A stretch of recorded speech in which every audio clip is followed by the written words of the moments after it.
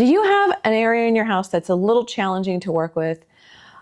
A little odd corner, a small room, a dark space, especially if you live in an older home? We definitely do. This Victorian was built in 1894. No, 1896? Judges? 5. Sold, 1895. We do have some odd spaces and some design challenges. I'm going to take you through the entire process from the problem through the brainstorming, through the ideation, everything that we've done to this point. This is going to be phase 1. It's called Dark Academia. Let's go check it out. I'm going to put up some images over here. You can see this is a very long room and it has one small window. That's it. One. This isn't a true basement. It's not truly all underneath the ground. This window is kind of street level. It does get some sun. It gets sun from mid-morning to about mid-afternoon. But there's not a ton of light, even on the best days. It's time to just take the hardest part and work with it instead of against it. Because if you're working against something that you can't change in a room, it's going to be really obvious. Oh, this is a problem. I see what you were trying to do here and you were completely unsuccessful, because how can you? You can't make a room like this bright. It's just not possible. Then we also started to talk about how we wanted to use this space. We have all of our main living spaces are upstairs. It's kind of a bonus space, so we could do with it what we wanted. A couple of things to consider. I have a kind of large book collection. I don't know, I'm sure there's bigger, but I have a lot of books. So we needed to incorporate some kind of book shelving system into the room. Game systems, because I do like to play video games. I needed a space for game systems and TV and stuff like that. So then we started kind of brainstorming about, okay, can we combine these two things, a library and like an entertainment area, maybe watching movies? Do you want a bright room if you're going to be playing video games and watching movies? Probably not. We're like, well, what about a dark academia theme? What about just, the room's already dark. Let's take this one difficult feature of the room, this tiny window, and build something around it. So that's what we did. The whole dark academia thing was a design style or a concept that we could both agree on, which is kind of few and far between. One idea that I had for a video, by the way, was how to work with couples when you're designing a space, because we fight a lot about what we want in a room. So if you think that's an interesting concept for a video, let me know and I'm happy to do it. I have a lot of ideas. I'm not sure if they're all great. Here are some of the room inspiration photos that I had been gathering from the internet to kind of help me along the way and figure out how I wanted to do the library in the dark paint, the saturated paint colors. So we went and did the paint thing. We went to the paint store with, a couple of ideas in mind. We both like kind of green. We both like kind of blue.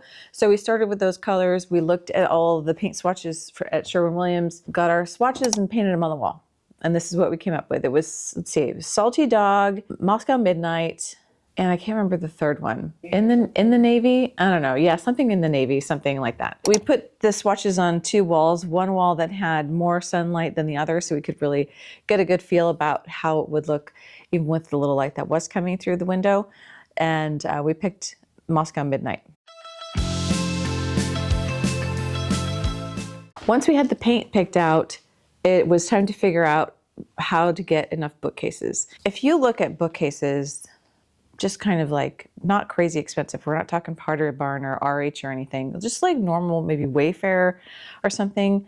With the number of bookcases that I was going to need, it was going to be so ridiculously expensive, and they all needed to be painted anyway. This was a great opportunity for us to save a ton of money. We already had some of these short bookcases from IKEA, so we just got some taller ones. and basically spent about $400 on bookcases. And that's the library. Then we needed to paint them. We sanded the surface and primed them with this primer that I'll put right here, this primer. This actually worked. I was nervous about painting this laminate plasticky thing, you know, that you have on the IKEA bookcases, but it actually worked out really well. It's pretty durable. So don't think you can't paint IKEA. I mean, if you know what an IKEA bookcase looks like and you really stare at the bookcases, yeah, you can tell it's an IKEA bookcase. But who's really looking at it once everything is in the room and the books are on the shelves and the couch is here and everything like that? Don't worry about it being an IKEA bookcase because it's serving its purpose and I think they look fine. Here it is. The room has been painted. The bookcases have been painted and put in their place. It is a completely different vibe down here. Here is a reminder of what it looked like before.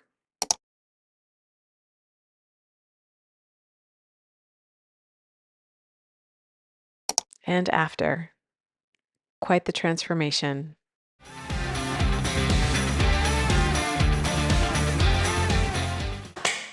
I'm so excited for today.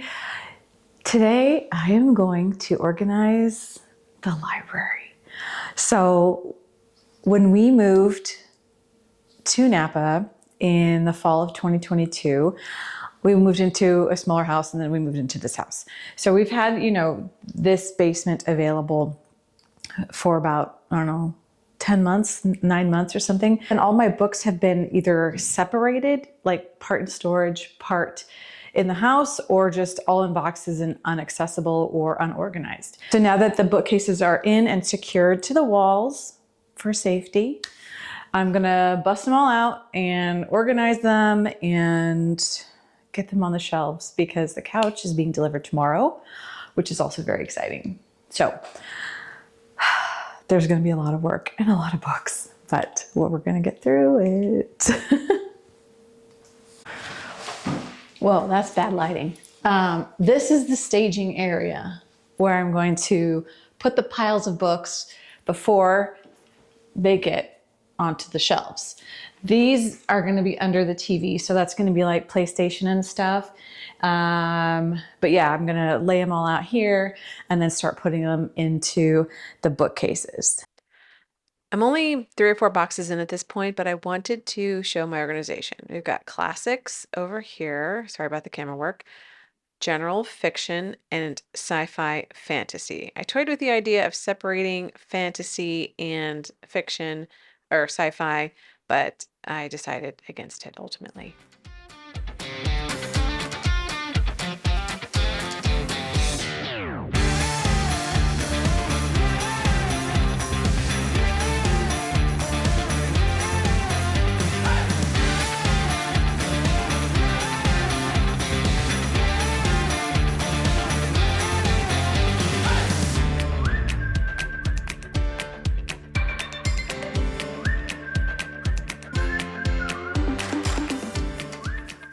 All right, the lighting is terrible, but we're just gonna have to deal with it because I do not have the energy to set up another light. So this is where we are. Okay, wait, I don't know if you can see this. This is fiction. This is fantasy sci-fi. These are all the boxes and they're all behind me.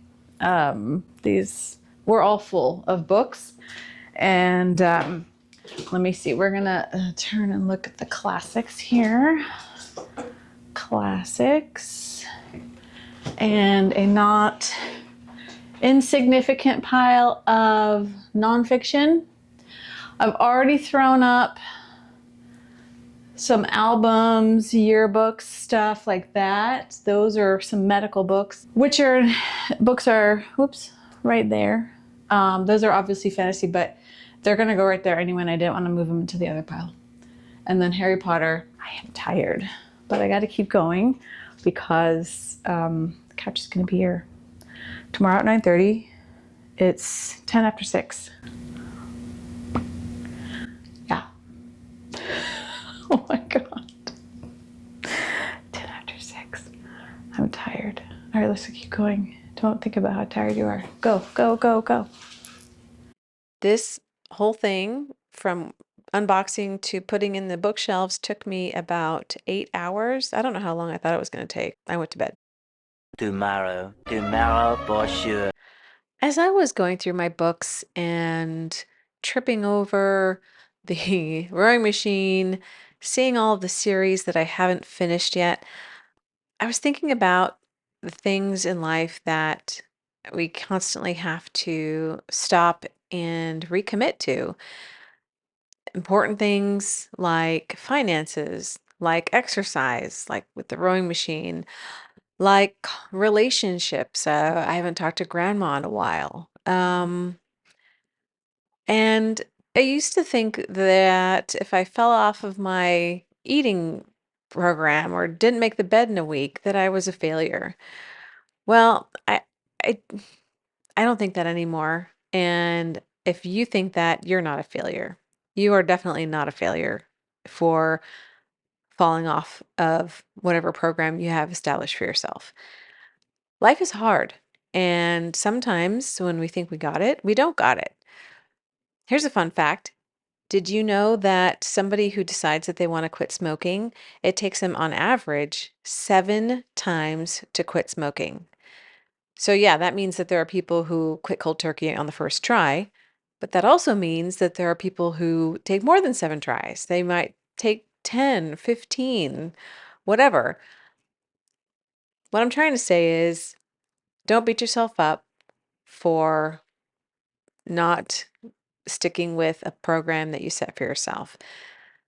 Once you recognize it, just say, hey, I need to recorrect or redirect my efforts and get back on it if that's still something that you value and you want to continue doing. You got this. I'm rooting for you.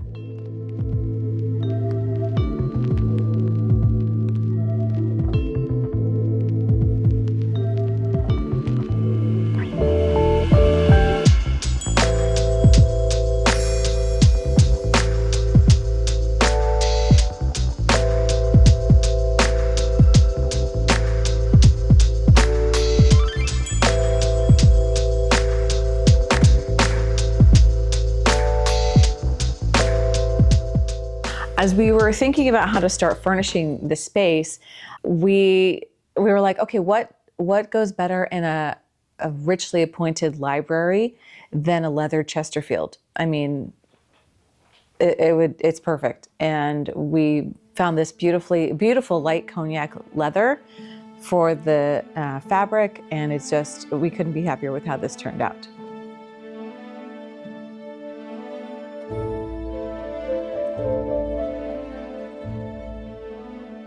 So that's part 1. Part 2 is we're gonna move into the lighting scheme. There's gonna be several layers of lighting.